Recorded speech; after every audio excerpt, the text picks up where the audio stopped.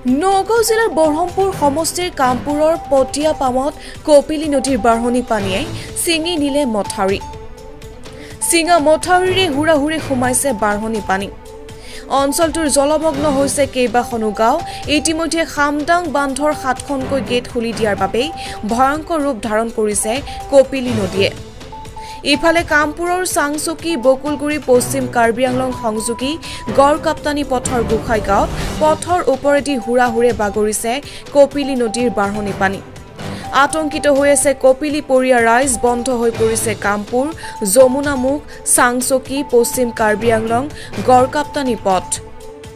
বানৰ ফলত কেওফালে সৃষ্টি হৈছে এক আতংকময় পৰিৱেশ। বানাক্ৰান্ত ৰাইজে সাহায্য বিচাৰি চৰকাৰলৈ কাটৰ আহ্বান। ভিডিঅ' জাৰ্নেলিষ্ট মিনালৰ সহযোগত নগাঁৱৰ পৰা বিভূতি বৰাৰ প্ৰতিবেদন, বটদ্ৰোৱা লাইভ।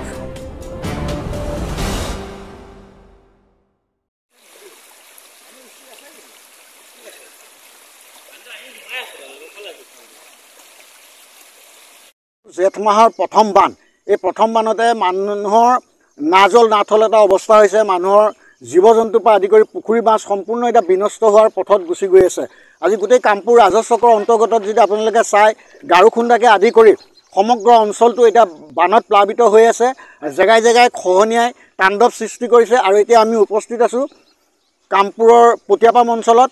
এই পটিয়াপাম অঞ্চলত এটা মাথাউৰি ছিঙিলে আজি 2 বছৰ হৈ গ'ল, কিন্তু চৰকাৰৰ অৱহেলাৰ কাৰণে এই মাথাউৰিটো তেওঁলোকে ভালকৈ নিৰ্মাণ নকৰিলে। যোৱা বছৰ কিছু মাটি তাত পেলাই দিলে, যাৰ ফলস্বৰূপে যোৱাকালি নিশা মাথাউৰিটো পুনৰ ছিঙি এতিয়া পানী প্লাবিত হৈ আছে। এনেদৰে যদি পানী বাঢ়ি থাকে বা বৰষুণ দি থাকে, তেতিয়াহ'লে হয়তো আৰু কেইঘণ্টামানৰ পিছত সমগ্ৰ গাঁও, অকল এইখন গাঁৱেই নহয়, প্ৰায় 7-8খন গাঁও পানীত প্লাবিত হৈ যাব। গতিকে আমি চৰকাৰৰ ওচৰত দাবী জনাইছোঁ, অতি শীঘ্ৰে ভাঙি ছিঙি যোৱা মাথাউৰিবিলাক বানপানীৰ পিছত পুনৰ নিৰ্মাণ কৰি মানুহক মানুহ হিচাপে জীয়াই থকাৰ অধিকাৰ প্ৰদান কৰক। এইখন চৰকাৰে আজি দিছপুৰে হওক, দিল্লীয়ে হওক, কেৱল অসমৰ সম্পদ লুণ্ঠন কৰাৰ তেওঁলোকৰ লক্ষ্য। তেওঁলোকে নদীবান্ধ বনাই ইয়াৰ পৰা বিদ্যুৎ লৈ যাবৰ কাৰণে হাজাৰ হাজাৰ কোটি টকা খৰচ কৰে, কিন্তু আমাৰ কেইটামান টকা খৰচ কৰি আমাৰ মাথাউৰিবিলাক নিৰ্মাণ কৰি তেওঁলোকে মানুহক নিৰাপত্তা দিয়াত কিন্তু অৱহেলা কৰে।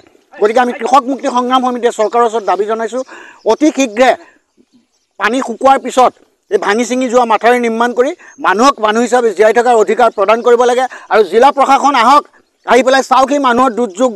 বিশেষকৈ মানুহতকৈ এতিয়া পশুৰ খাদ্যৰ নাটনি হোৱা আমি দেখা পাইছোঁ। তেওঁলোকে এই ব্যৱস্থা গ্ৰহণ কৰিব লাগে, এইটো আমাৰ দাবী।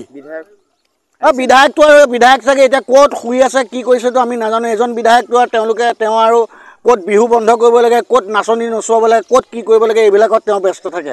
গতিকে তেওঁ বানপানীত আহে নাযায়, তেওঁৰ ঘৰত কোনো বানপানী নোসোমায়, তেওঁ সেইকাৰণে তেওঁ কাণসাৰ নিদিয়ে। গতিকে আমি বিধায়ককো আমি দাবী জনাইছোঁ, আহক বিধায়ক মহোদয়, আপোনাৰ সমষ্টিৰ মানুহৰ দুৰ্যোগ আপুনি চকুৰে প্ৰদৰ্শন কৰক, মানুহ কেনেকৈ আছে আৰু আপুনি কেনেকৈ জীয়াই আছে। গতিকে আহক, আহি ৰাইজৰ লগত থাকি ৰাইজক পৰিত্ৰাণ দিয়াৰ ব্যৱস্থা কৰক। অন্যথা কিন্তু ৰাইজে আপোনাক আগন্তুক 26ত কিন্তু আপোনাক ইয়াৰ প্ৰতিদান দিব কিন্তু। গতিকে এতিয়াই সাৱধান হওক, ৰাইজৰ লগত আহক, ৰাইজৰ পক্ষত থাকক। মানুহক কেৱল জেল হাজতলৈ পঠিয়ালে বানপানী সমস্যা দেশৰ সমস্যা সমাধান নহয়। সমস্যা সমাধান নিজে কৰক, ৰাইজৰ মাজত থাকি চৰকাৰে হেঁচা প্ৰয়োগ কৰক, তেতিয়াহে ৰাইজৰ সমস্যা সমাধান হ'ব। কিমানখন গাঁও পানীৰ তলত গৈছে এতিয়া? প্ৰায় এই অঞ্চলত 7-8খন গাঁও তল গৈছে। গাৰুখুন্দা, চাংচকী, কাৱৈমাৰী, গোটেই গোসাইগাঁৱকে আদি কৰি এই গোটেই বিস্তীৰ্ণ অঞ্চল, মাধৱপাৰা, কচুৱা, গোটেই শিঙিমাৰী অঞ্চল, এই গোটেইটো এতিয়া পানীত প্লাবিত হৈ আছে। কামপুৰ ৰাজহ চক্ৰ মুঠতে এতিয়া কোনোটো অঞ্চল বাকী নাই। গোটেই কামপুৰ ৰাজহ চক্ৰটো বানপানীত এতিয়া মানুহে হাবু ডাবু খাই আছে।